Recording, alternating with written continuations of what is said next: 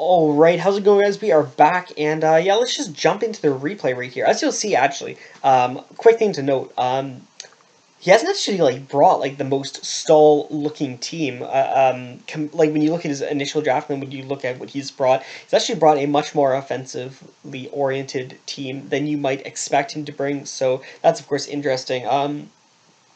Yeah, let's just lead off with it. So I lead off with Hydreigon because it leads off decently well versus everything except Sableye, which I have decent switch-ins to. And he's got leading off with the Muck, so I'm able to lure that pretty nicely with the Earthquake. Unfortunately, he's got the berry that basically puts him right back up to what he was at. So it's a little bit unfortunate. Of course, we go for the Crunch right here as he's going to switch out, and that does a lot of damage to this to the Zapdos. Now I really should have like calced and stuff because like that's way too much damage to be doing to Zapdos if it's defensive. So I really should have played around with damage calcs and stuff of the like. So that I wouldn't have had to taunt. I could have just gone straight for the Crunch. He has Dazzling Gleam. That's really pretty annoying, actually. That is pretty annoying that he's got that.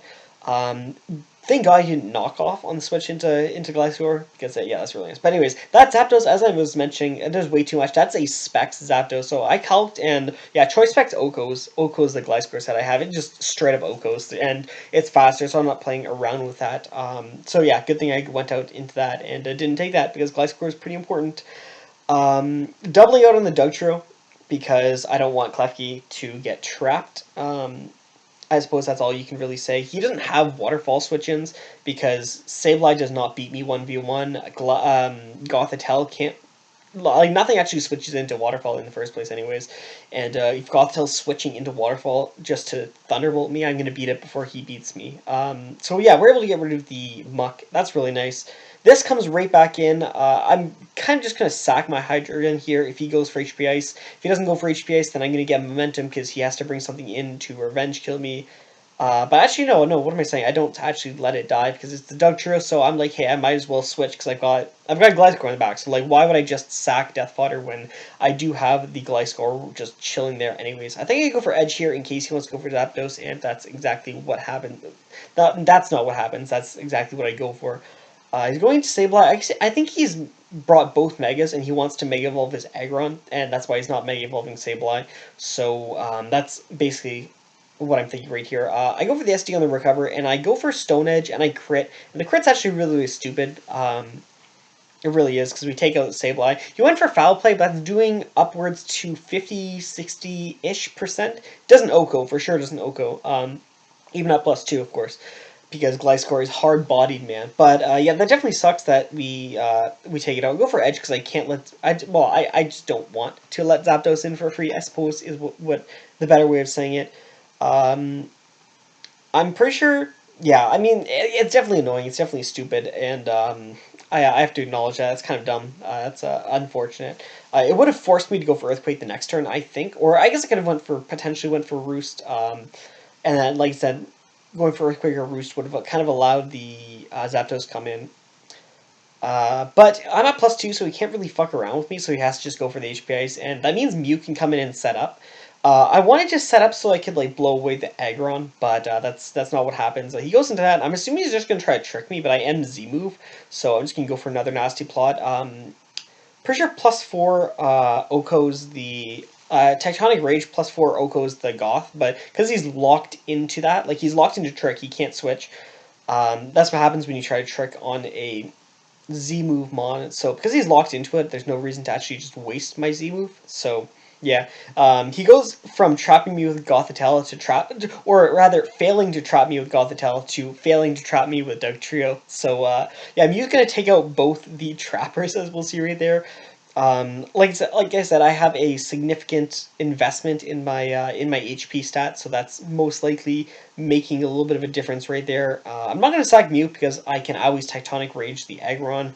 And, I mean, I may as well go to Klefki. Like, why would I not go to Klefki? Because if I go to Klefki, then, and he goes for an electric move, then I go into Gliscor and get a kill. If he goes for HP Ice, then I can get a huge hit off on the Aggron. Because I'm actually going to go for the Flash Cannon because he's locked into HP Ice. And like I said, that's Choice Spec, so that does so much damage.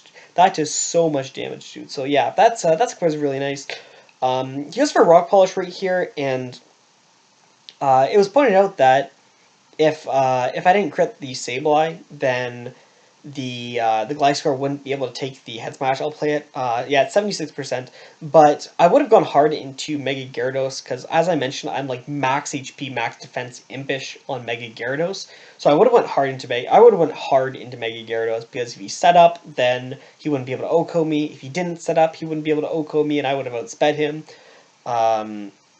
Unless I'm like retarded, because I'm pretty sure that's how speed tiers work. But yeah, so I would have gone hard to Aggron if my Gliscor was at half, definitely, because I wouldn't risk the, like, it's my Electro. I mean, yeah, it doesn't really matter, I suppose, because I've still got so much in the back. But yeah, like I said, I'm max HP, max defense, Mega Gyarados, so I would have went hard into it that turn if Gliscor was sitting pretty at about 30%. So it mattered differential-wise. I would have been at a lower differential, but I don't think it changed the game to the point where I would have lost. Like, it would have been actually no, I don't even think it would be differential because Gliscor wouldn't be sacked.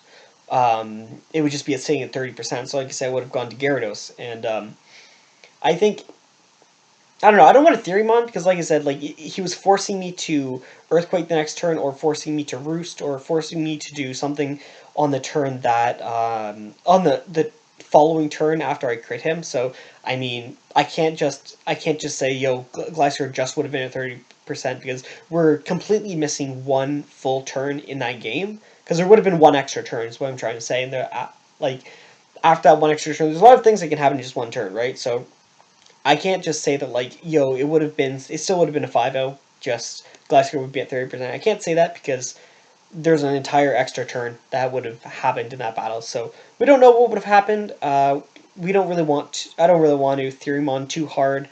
But yeah, I guess it was a pretty fun game. It was a pretty fun game. Just because I got to use offensive Mew, and offensive Mew is really, really fun. And I wish I could use it more, and I hope I use it more, in all honesty, because it's really fun. Z-Move Mews are really, really fun, and it was really nice this game. Like, bringing offensive Mew was just a really, really fun thing to do, and I was really glad I got it. But yeah, that was the game, and I guess I'll see you guys for week 4.